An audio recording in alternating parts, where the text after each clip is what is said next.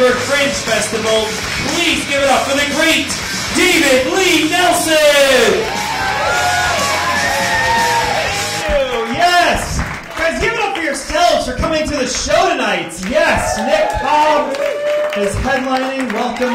Welcome to the show, guys. Let's let these people get comfortable. There you go. Have a seat, settle in. It's a nice outfit you got on there. Welcome to the show, sir, in the back there. How you doing back there? All right, nice. Thank you. Glad we got that straightened out. Don't feel bad about being late. I'm late to I'm late all the time. Is anyone else late all the time? I'm like late constantly, seriously. Anybody else late all the time? One person brave enough to admit it. Raise your fucking hand, miss. Okay, you just walked in. She's like, I'm never late, just now. But seriously, I'm late so often I've actually figured out the secret to getting out of it, okay? Next time you're late to work, whatever it is, just do what I do. I walk in way more upset at myself than they can be at me for being late. It's a surefire way. You're nodding your head, you know. But you have to commit. That's the secret. You have to walk in mad. Like, throw your things down. You'll be like, damn it, shit, my God, oh! Look, I'm sorry, I just need like 1 minute here. Why am I always fucking late? Sit there, go like, All right, kids, let's start class. Welcome to the show, guys. How are you guys doing? Good to see you guys. So everyone here from New York? Anybody here from New York? From New York here, yes. One person willing to clap. Okay, excellent. The rest of you guys like, please don't find out we're not from here. I live in Williamsburg. I don't know if you can tell by how fucking awesome I am. Williamsburg is great because everyone's a hipster there, but no one thinks they're a hipster. Like, I talked to this guy the other day. He's like, dude, I totally hate hipsters. And then he got on his tricycle that had a sidecar for his dog. And the dog had a handlebar mustache. I was like, that's right, you're not a hipster at all. I wish I could be I don't have enough money to be a hipster. I wish I could be a fucking hipster. You guys look like you have money here. I have no money. Is anyone else like so broke? I'm like so broke. You are the Puerto Rican guy. Excellent. You are the New Yorker. Awesome. I think one good thing about this recession is that it's forced me to eat everything that's in my pantry. Like for dinner last night, I had cranberry sauce. Yeah, and for dessert, I had yeast. Like I'm so broke I can barely afford pizza at my little pizza place, and I go in there now and they get angry at me. You know, they're like, hey, Parmesan cheese for customers only, sir. And I'm like, shut up, man, shut up. All right, you've done cocaine. Okay, that's good to see. Yes. I'm super watching shows about rich people. Like I can't get enough of that show, Millionaire Matchmaker. Do you guys watch this show? Yes, it's amazing. Okay, it's about a guy with $1 million who needs help finding a woman. Yeah, I think that show should be called The Biggest Loser. Yeah, I'm not successfully, like I'm 33 years old and I still carry a book bag. Yeah, nothing says you haven't made it yet, quite like JanSport. So broke, man. I'm starting to see homeless people now. I look at their signs and I critique them in case I have to do it better myself one day. Like I saw this guy and he had a sign and it said homeless and broke. And I wanted to tell him the second part of that sign really wasn't necessary. So because if you're homeless with money, then technically you're camping. I'm so broke, man. I'm so broke. It's my parents' fault, so I blame my parents. They told me to follow my dreams and to do what I love. It's up to all my siblings. So for kids, my parents have 2 actors, a dancer, and one who plays with horses. Like when they're old, we won't be able to support them, but we will be able to do a rousing production of Equus. 2 actors, a dancer. It's awful, man. I wonder if people do that. Like, as soon as kids can talk, parents are asking their kids, like, what do you want to be when you grow up? Like, what do you want to be when you grow up? And, like, we honor their pathetic little ideas. Like, I think we gotta give kids suggestions. Like, oh, you want to be a fireman? Hey, you know what's cooler than fire? Money! Yeah, my parents. So I was a theater major in college. I have 2 degrees in theater. I have a master's degree in acting. Yes, that's right. I have an advanced degree in what Lindsay Lohan does professionally. That's fucking sad. I started like, I think when you go to college, we're signed up for a major, you should be forced to interview someone who has that same major, but is 20 years older than you are. Right, just see what kind of jobs they have. Like, before you get that little art history degree, you should interview the manager of a Kinko's. Because that's the shit you're going to be doing when you're out of school. Anyway, good to see you guys.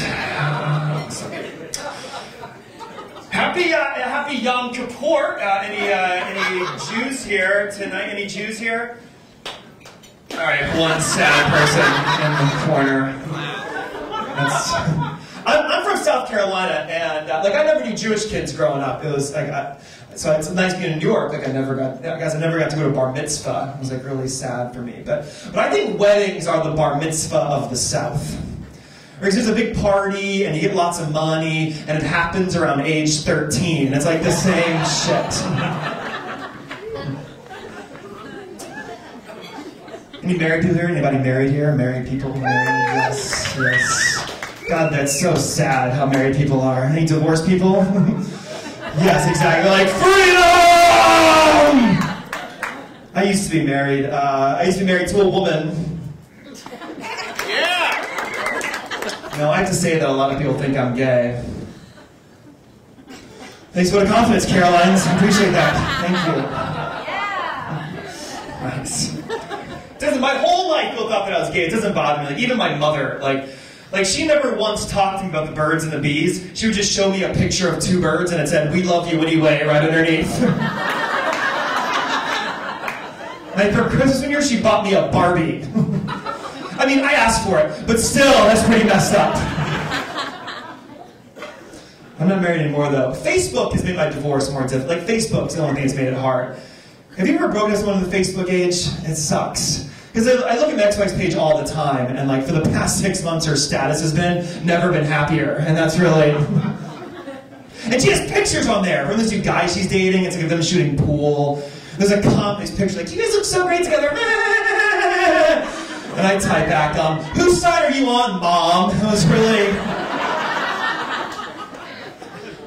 Everybody's divorced though. 52% of people get divorced. I really think instead of saying "I do," we should start saying "we'll see." I think it's a better. When I got divorced, I went down to City Hall to get divorced. I got divorced at City Hall. And I don't know if you know this, the line for divorces is right next to the line for people getting married. It's like a really weird before and after picture. But the people in line getting married, they look all optimistic and happy. The people in line getting divorced look even more optimistic and happy.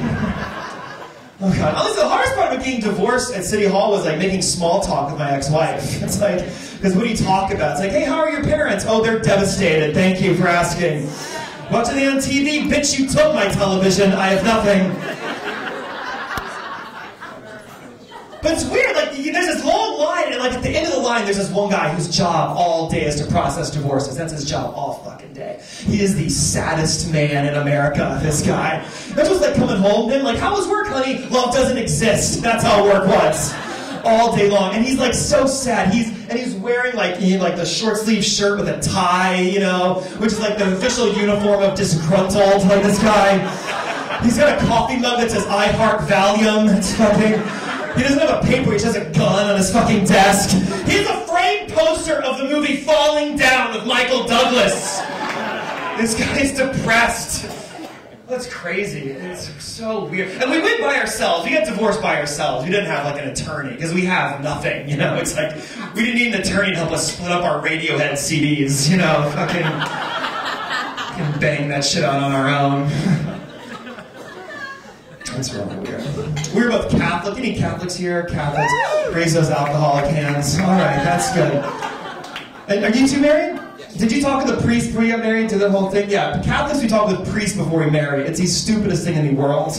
Talking to the priest about your marriage is kind of like going to a homeless person for financial advice.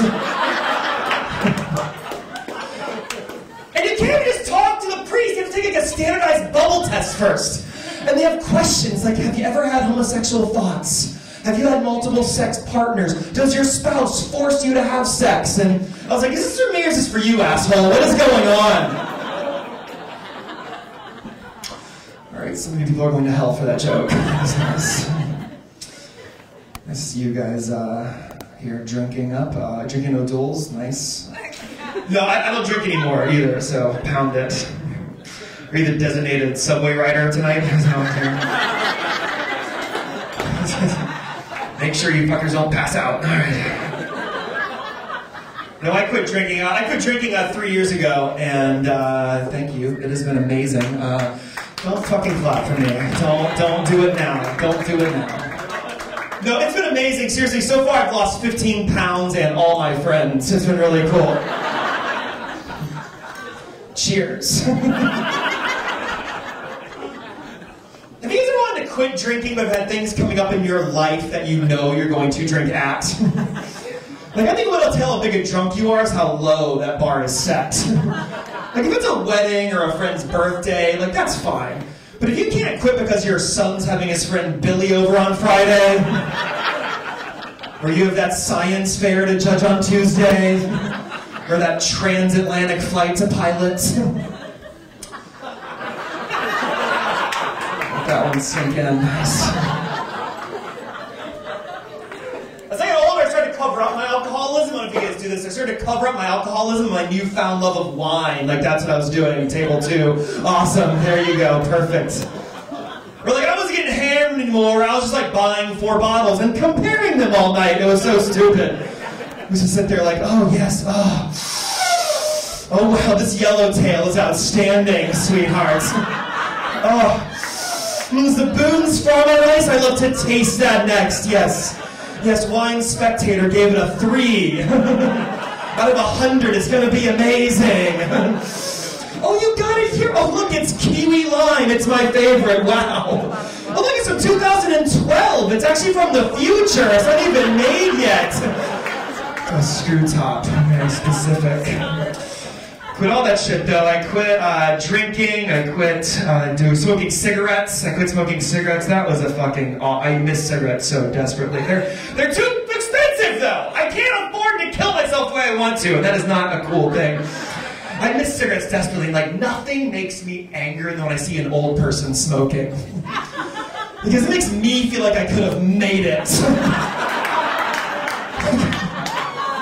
Like, I saw this little lady having a cigarette, and I went right up to her. I was like, miss, you have to tell me your secret. And she looked me right into the eyes, and she said, diet and exercise!